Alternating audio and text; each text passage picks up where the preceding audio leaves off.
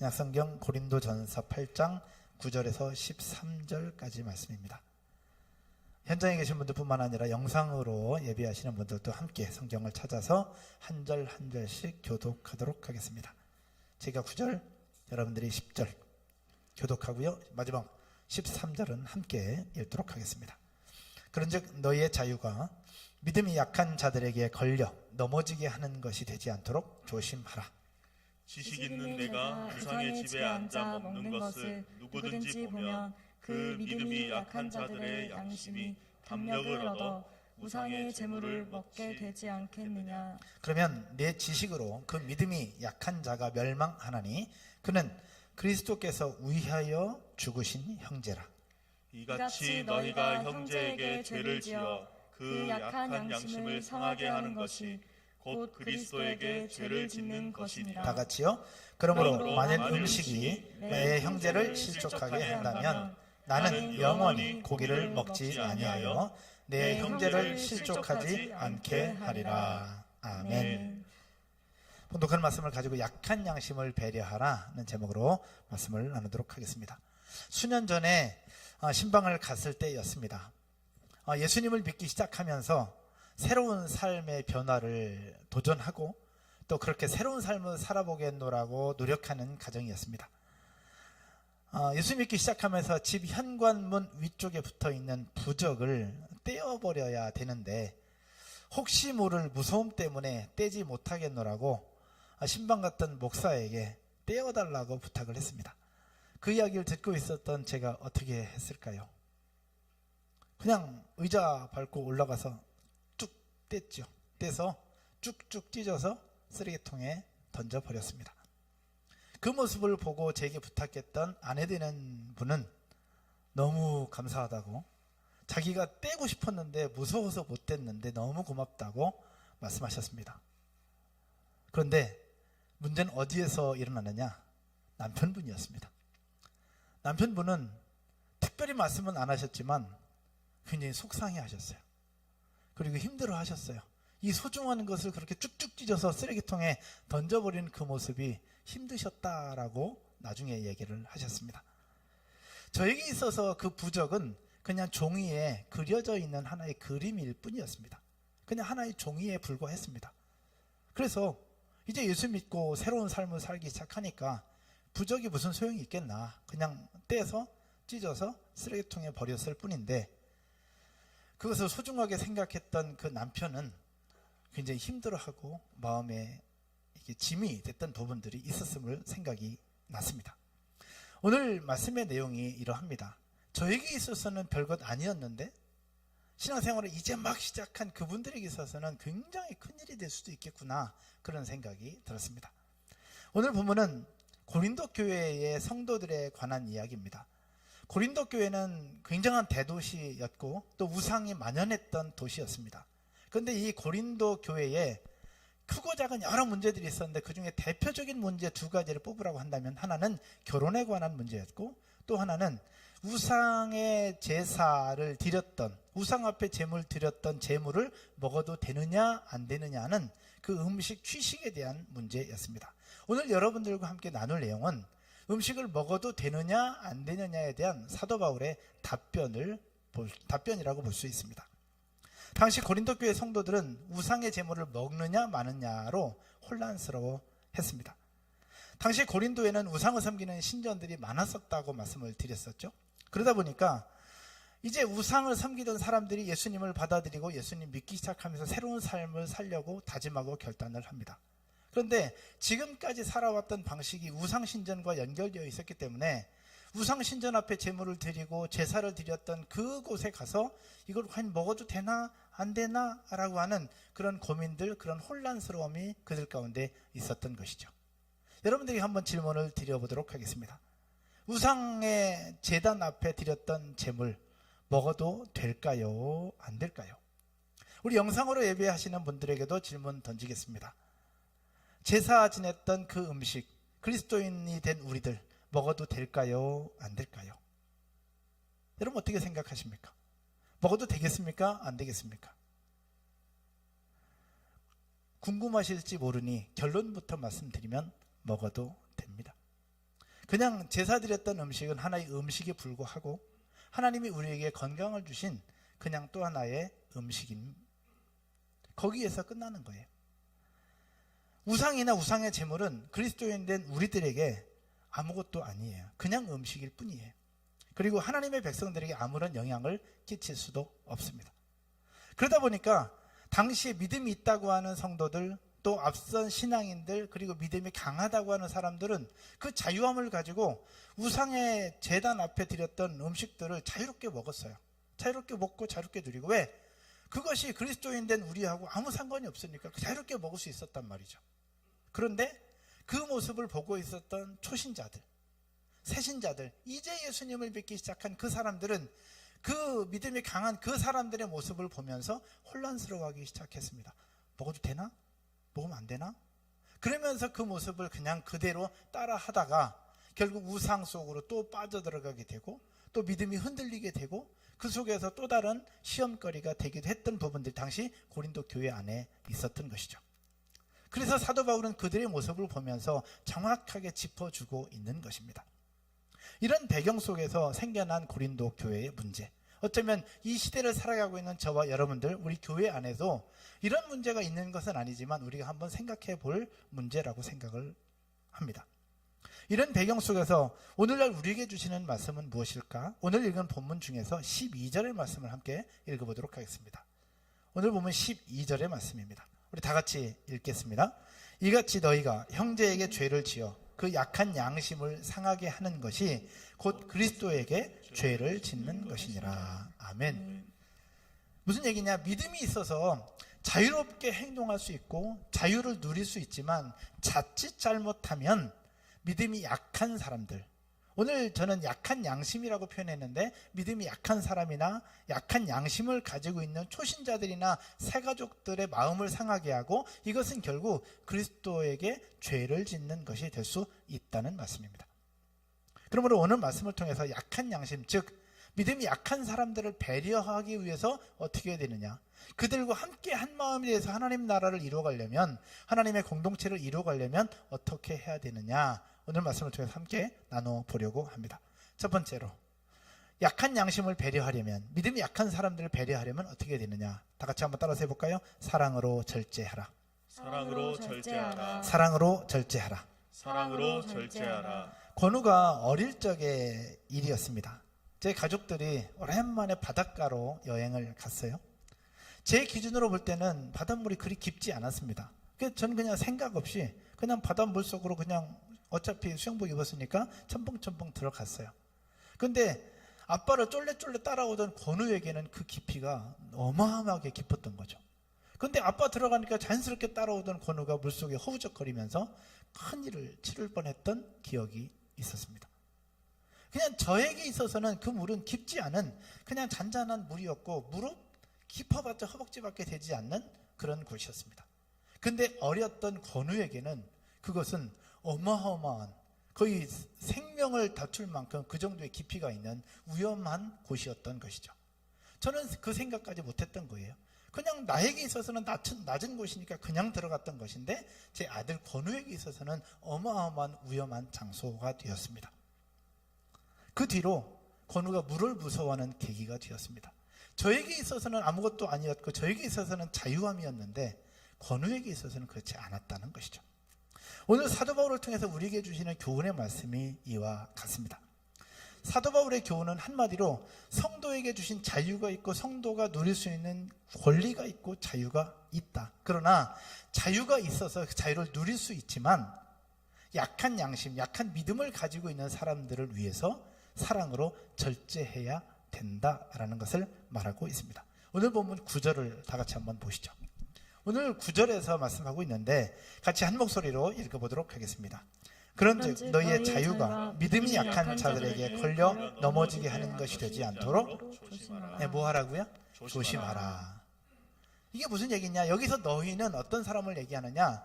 신앙에 대한 올바른 지식을 가지고 있는 사람들, 그리고 신앙이 깊이가 좀 있었던 사람들, 믿음이 좀 있었던 사람들, 한마디로 얘기하면 믿음 좋은 사람들을 얘기하는 겁니다.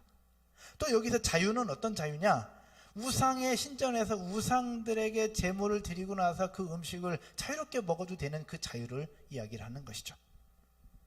즉 바울은 믿음이 있다고 하는 너희들이 우상 제물 앞에 제사 드린 음식을 먹을 수 있는 자유가 있다. 먹어도 된다라는 얘기예요. 그러나 먹어도 되지만 이 너희가 먹는 이 자유로 말미암아 약한 양심, 약한 믿음을 가지고 있는 사람들이 혹시라도 시험에 걸리거나 또 다른 어려움이 생긴다면 이것은 조심해야 된다라는 것을 우리에게 보여주고 있습니다. 오늘 본문에서 넘어지게 하는 것이라는 표현이 있습니다. 넘어지게 하는 것. 이것은 원래는 길에 떨어진 돌이라는 말입니다. 길에 떨어진 돌. 여러분 길을 가는데 길에 돌이 떨어져 있어요. 그건 뭐냐? 내가 가는 길에 거리적거리게 되는 장애물을 얘기하죠. 결국 무엇을 얘기하느냐? 나는 자유함이 있어서, 나는 먹을 수 있어서, 나는 거리낌이 없으니까 나는 내가 하고 싶은 대로 할 수 있는 대로 하고, 또 나는 하나님 앞에 신앙이 있고 분별력이 있어서 나는 흔들리지 않을 수 있어. 그래서 내가 그 일을 하지만 내가 하는 그것 때문에 믿음이 약한 사람들에게 길에 있는 걸림돌이 되고 장애물이 되어서 믿음이 약한 사람들이 하나님께로 가는 일에 중간에 걸림돌이 된다면 그것은 안 된다. 그러니까 믿음이 약한 사람들을 배려하기 위해서 믿음이 강한 너희가 조심해야 된다라고 이야기를 하고 있는 것입니다. 그래서 사랑으로 절제하라. 요즘의 상황을 예로 들어볼 때에 제가 걱정되는 것들이 좀 있습니다. 우리 어른들에 대해서는 그렇게 걱정하지 않아요. 저희 교회 성도들 정도 되면 다 신앙의 연륜도 있고 또 신앙의 튼튼함도 있습니다. 그래서 우리 어른들에 대해서는 걱정하지 않는데 요즘에 걱정하는 것 중에 하나가 뭐냐면 우리의 자녀들이에요. 저희 교회는 자녀들이 굉장히 어린 자녀들이 많은데 코로나가 계속되면서 이 온라인 예배를 계속해서 드리고 있단 말이에요. 지금도 현장에도 계시지만 온라인으로 들으시는 분들이 훨씬 더 많은데 이 온라인으로 계속해서 드리면서 우리 어른들은 특수한 상황이고 또 온라인으로 드리면서도 말씀을 들을 수 있고 깨달을 수 있고 은혜도 받을 수 있고 기도도 할 수 있어요. 그게 우리 어른들이고 우리 교회 성도들이라고 저는 생각합니다. 그래서 어른들은 걱정하지 않습니다. 그런데 문제는 이것이 계속 진행되고 반복되면서 어떤 염려가 있느냐? 그런 우리들의 모습을 보는 우리 자녀들입니다. 자녀들은 아직 분별력이 정해져 있지 않아요. 그리고 신앙의 깊이나 연륜이 없어요. 근데 엄마 아빠가 계속해서 온라인으로 예배를 드리고 있단 말이에요.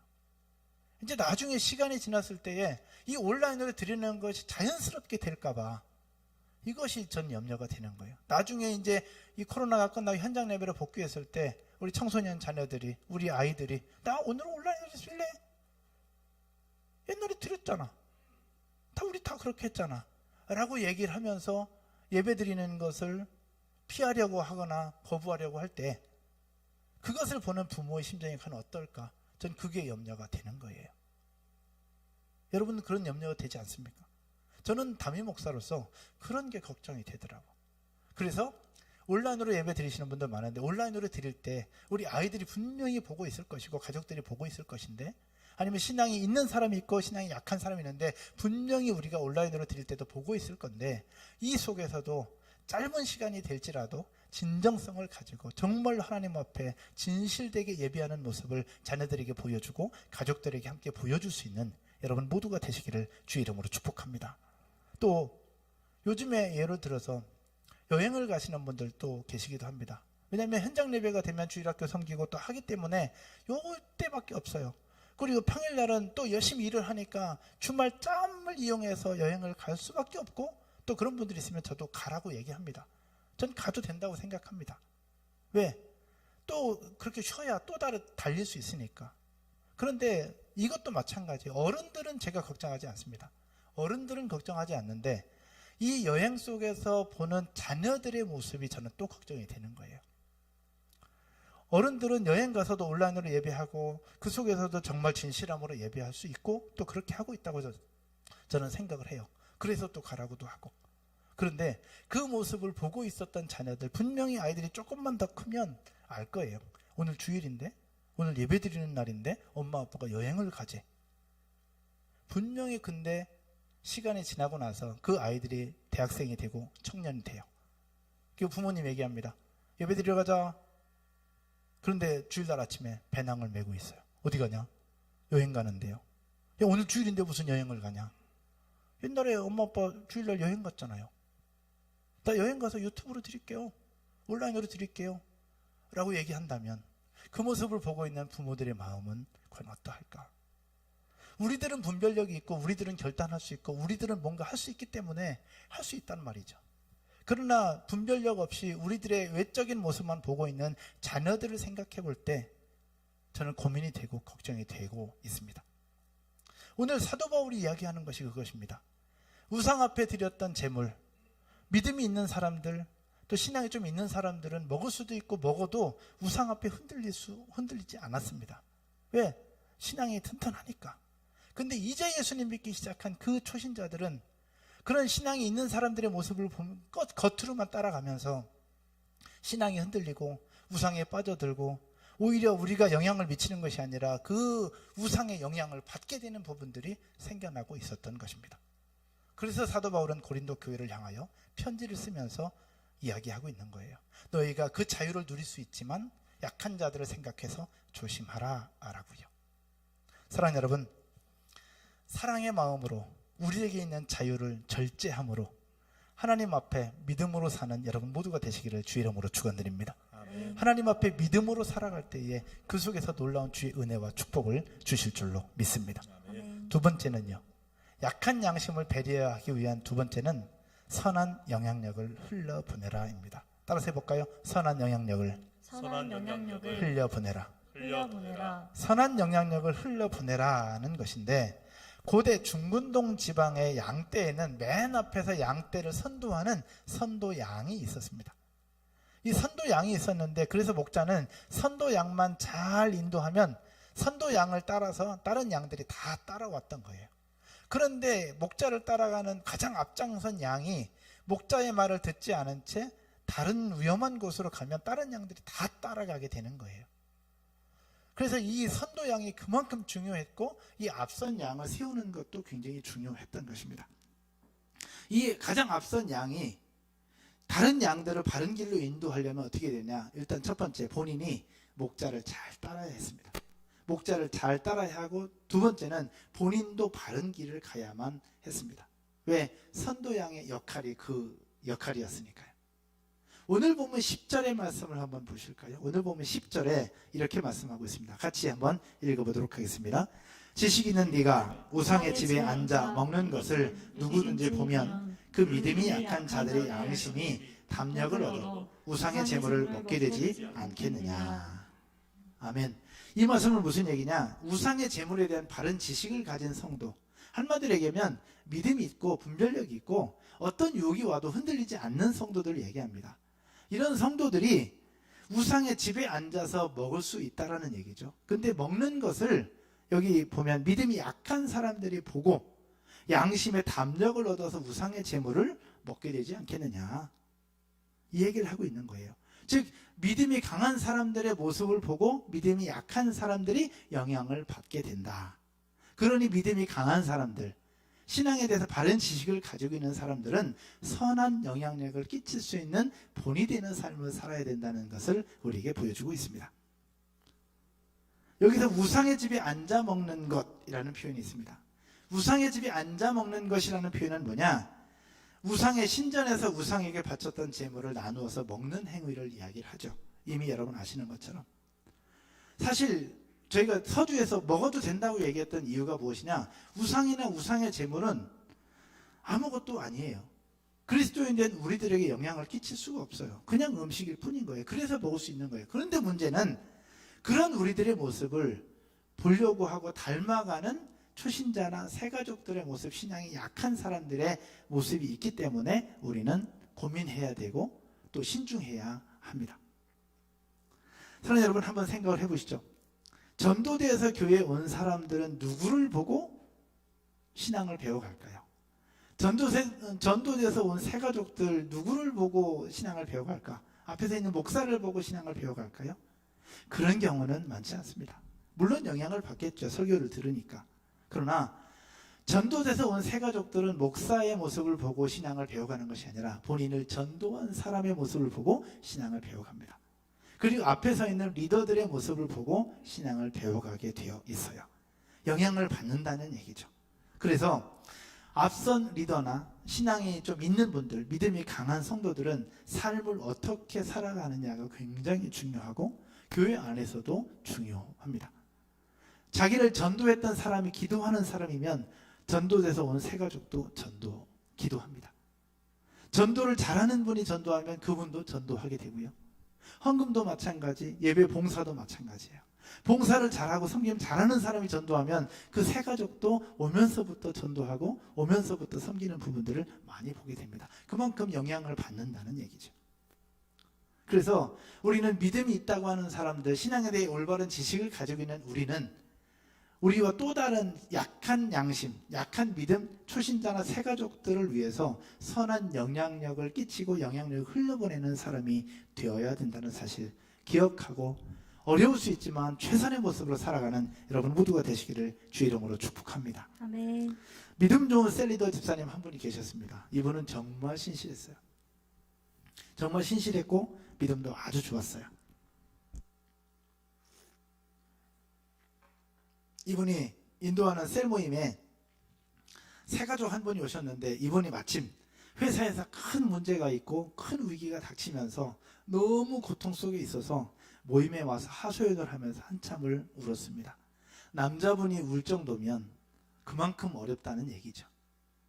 그 이야기를 셀리더분이 다 들어줬습니다. 다 들어주면서 위로하고 세련들과 함께 기도하고 폭탄 기도도 하고 그렇게 했습니다. 거기까지는 너무 좋았습니다. 그런데 이 신실하신 집사님이 이 새가족 한 분을 위로하고 새가족 한 분을 살리겠다는 이름 아래 2차를 갔네. 2차를 갔어요. 근데 셀리더였던 집사님은 입에 대지도 않았습니다. 왜? 분별력도 있고 판단력도 있었기 때문에 자기는 그렇게 하지 않았습니다. 근데 이 새가족, 힘들었던 이 새가족은 물 만난 고기 마냥 부어라 마셔라, 그냥 끝까지 고주망태가 되어서 결국 그 모임은 그렇게 끝나게 되었습니다. 함께 기도했던 하나님의 응답이었는지 그 다음 주에 그 어려웠던 문제가 다 해결되었습니다. 그리고 그 새가족으로 오신 분이 너무 감사하고 너무 고맙다고 셀리더에게, 세론들에게 다 이야기를 했습니다. 그러면서 그 다음 했던 행동이 무엇이냐, 이번 주 모임 때는 제가 쏘겠다고, 너무 감사하다고. 그러면서 세론들을 초대한 장소가 어디였느냐, 호프집이었습니다. 여러분, 웃어야 될까요, 말아야 될까요?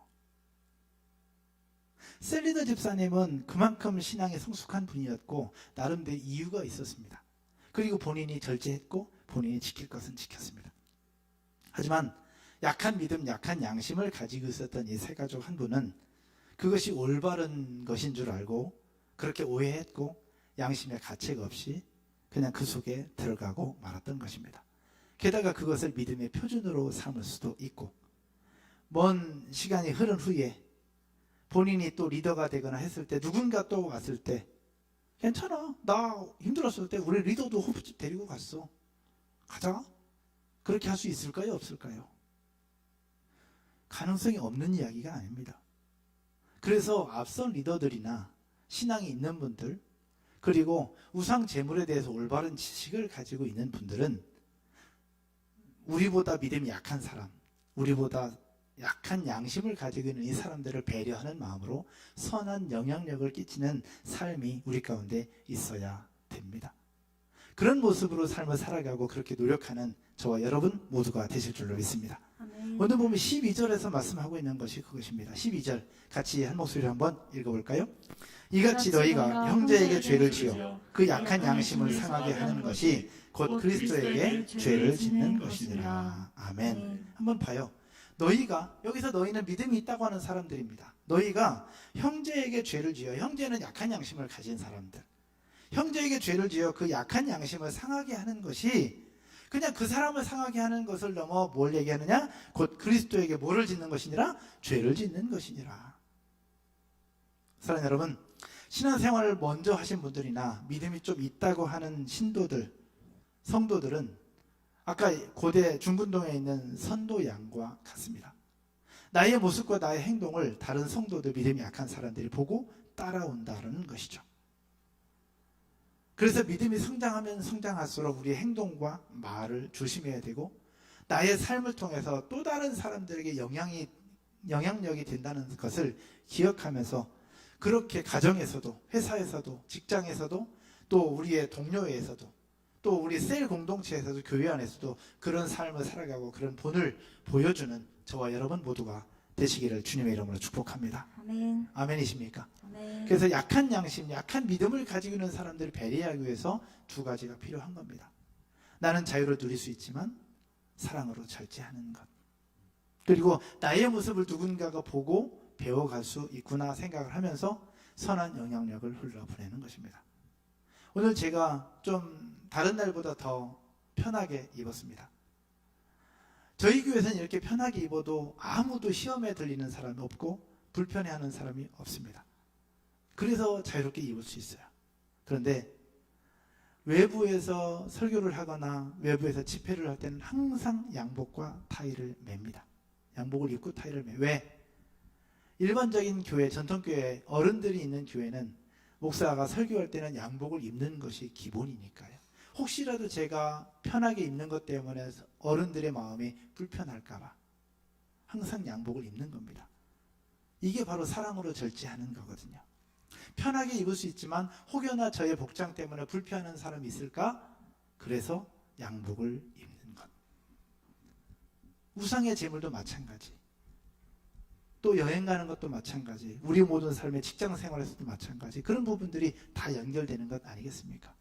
사랑하는 여러분, 우리의 모습 하나하나를 통하여 사도 바울이 가르쳐준 대로 우리가 누릴 수 있고 행할 수 있는 자유함이 있지만 그 자유를 사랑으로 절제하고 그 자유함을 가지고 선한 영향력을 흘러보내는 저와 여러분 모두가 되실 줄로 믿습니다. 아멘. 말씀의 결론을 맺으면서요, 오늘 본문 마지막 13절을 한번 보겠습니다.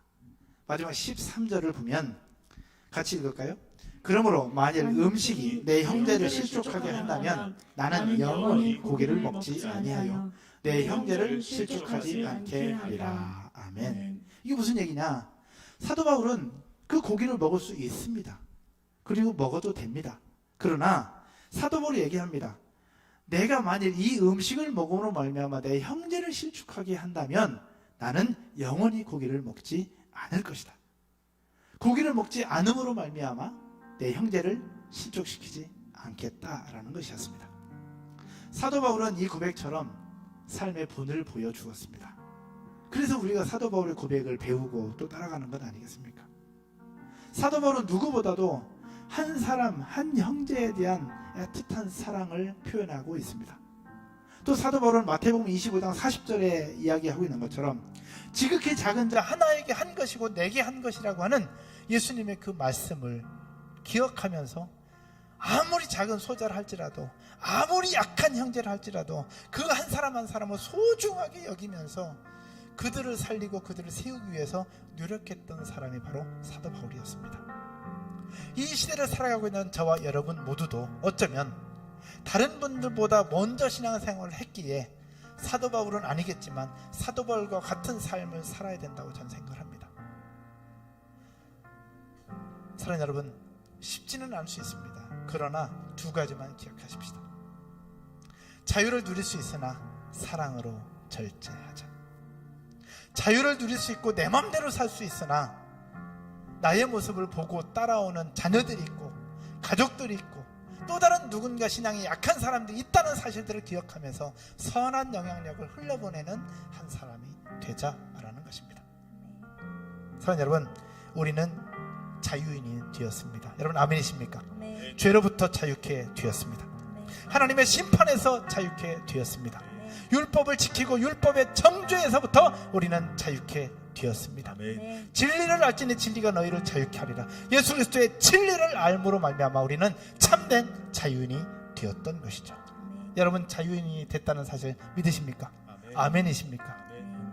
여러분 그 자유를 누릴 수 있습니다. 그리고 누려도 됩니다. 그러나 이 자유가 또 다른 사람을 아프게 하고 상하게 하는 것이 아니라 나에게 주신 자유를 통하여 하나님의 영광을 드러내고 하나님의 뜻을 이루어내는 축복의 통로가 되기를 주님의 이름으로 축원드립니다. 아멘. 그러므로 성도는 그리스도 안에서 사랑으로 절제하고 선한 영향력을 흘려보낼 때에 지극히 작은 자 한 사람 한 사람이 서로 모여서 한 공동체를 이루고 주님이 뜻하신 것들을 이루어내는 놀라운 하나님의 나라가 세워지게 될 줄로 믿습니다. 아멘. 아멘이시죠? 같이 자리에서 한번 일어나셔서